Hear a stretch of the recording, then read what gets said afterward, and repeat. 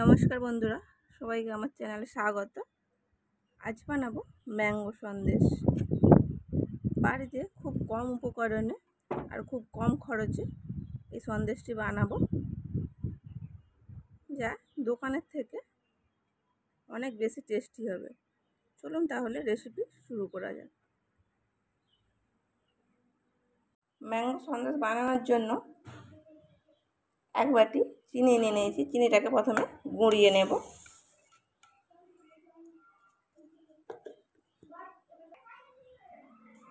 চিনিটাকে মিহি করে গুঁড়িয়ে নিয়েছি। এবার একটি পাত্রে নিয়ে নিলাম। যে বাটি চিনি নিয়েছিলাম ওই একই বাটির এক বাটি নিয়ে নিলাম শুকনো নারকেল কোড়া। এটাকেও একটু গ্রাইন্ড করে নেব। নারকেলটিকেও গুঁড়িয়ে একটি বাটিতে নিয়ে নিলাম। এখানে আমি দুটি এইরকম সাইজের পাকা আম নিয়ে নিয়েছি। আমের পাল্পটিকে বের করে নেব।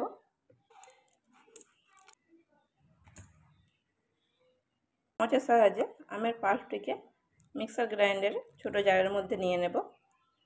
অবশ্যই পাকা আমটা মিষ্টি হতে হবে। এবার এটিকে পেস্ট তৈরি করে নেব। আমের পাল্পটি এক বাটি একটু কম হয়েছে। আমি সব কিছু একটাই বাটি মেপে ইউজ করেছি।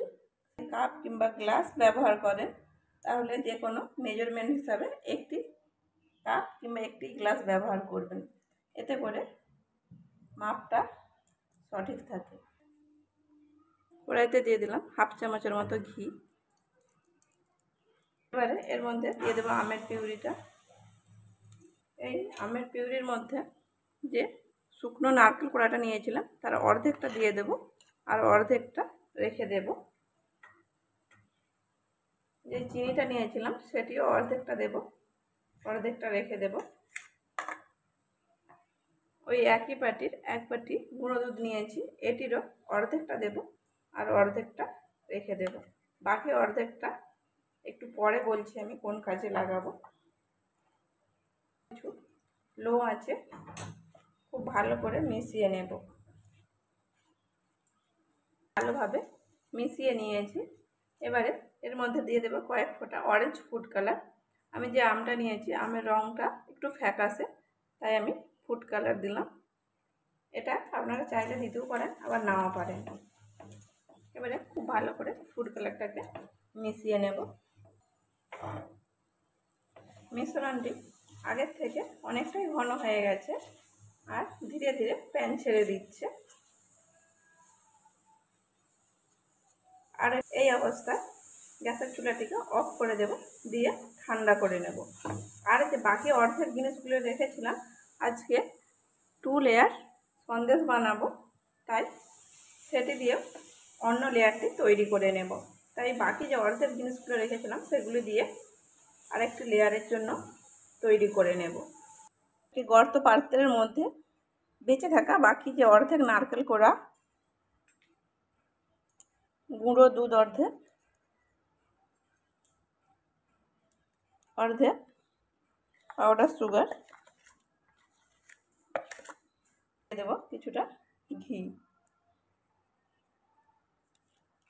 কিছুটা ছোট ছোট টুকরো করে রাখা চেরি, যতটা সম্ভব ছোট করে কাটার চেষ্টা করবেন। কেউ চাইলে এর মধ্যে টুটি ফুটিও দিয়ে দিতে পারেন কিংবা কোনো ড্রাই ফ্রুটস। এবারে অল্প অল্প জল দিয়ে একটি ডো তৈরি করে নেব। এটি আর চামচের সাহায্যে হবে না, তাই হাতে করে মেখে নেব। আমি এখানে জল দিয়ে ডো তৈরি করছি। কেউ চাইলে লিকুইড দুধ দিয়েও ডোটি তৈরি করে নিতে পারে। একেবারে অল্প অল্প করে জল কিংবা দুধ দিতে হবে, কখনোই বেশি দেওয়া যাবে না। এখন একটু চটচটে হবে কারণ গুঁড়ো দুধ দেওয়া আছে। বাটার পেপার নিয়ে নিয়েছি। এতে এবারে এই সাদা ডোটি একটু রোল করে নেব। এবারে এটিকে রোল করে নেব।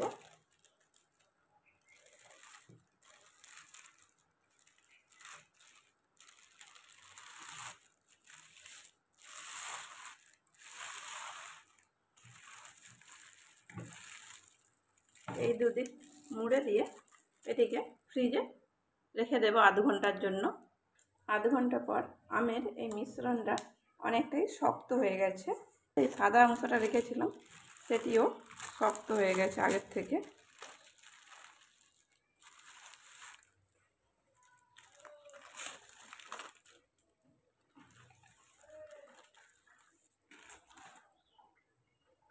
বাটার পেপার নিয়ে নিয়েছি, বাটার পেপারে ভালো করে ঘি ব্রাশ করে নিয়েছি। ঘি কিংবা তেল ব্রাশ করে নিলে ভালো হয়, কারণ সাদা মিষ্টির যে সাদা অংশটা সেটি লেগে গিয়েছিল। এবারে এই হলুদ অংশটা এর উপরে নিয়ে নেব। এবারে একটি বেলন কাঠেও ভালো করে ঘি ব্রাশ করে নিলাম। এবারে হালকা হাতে এটিকে বেলে নেব।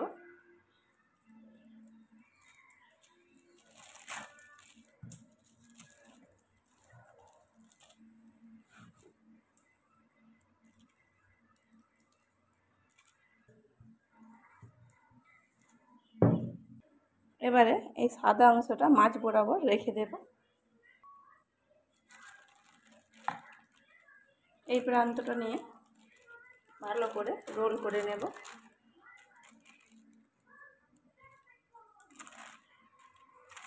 এটা একটু টাইট রোল করতে হবে।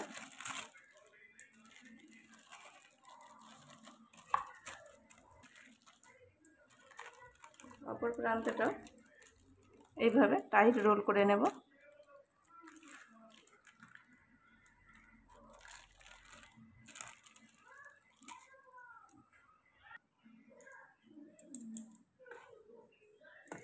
এবারে হাতের সাহায্যে একটু এরকমভাবে রোল করে নিলাম।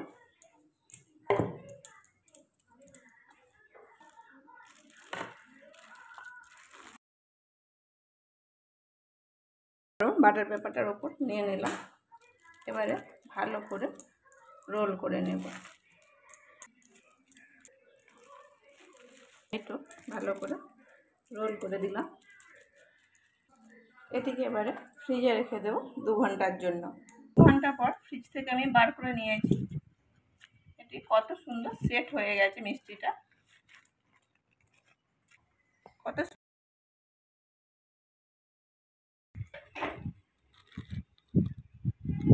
একটু সাজিয়ে নেব।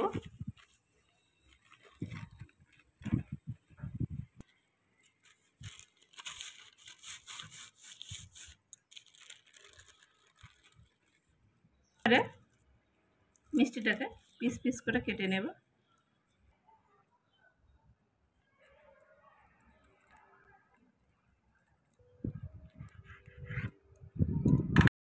সন্দেশগুলিকে পিস পিস করে কেটে নিয়েছি। দেখতে অপূর্ব হয়েছে, যা মুখে দিলেই মিলিয়ে যাবে। আমরা দোকান থেকে চোরা দামে কিনে থাকি, কিন্তু খুব কম উপকরণে আর বাড়িতে স্বাস্থ্যসম্মতভাবে তৈরি করে নেওয়া যায়। রেসিপিটা ভালো লাগলে লাইক শেয়ার কমেন্ট করবেন এবং সাবস্ক্রাইব করে আমাকে সাপোর্ট করবেন। এতক্ষণ আপনাদের মূল্যবান সময় নিয়ে ভিডিওটা দেখার জন্য অনেক ধন্যবাদ।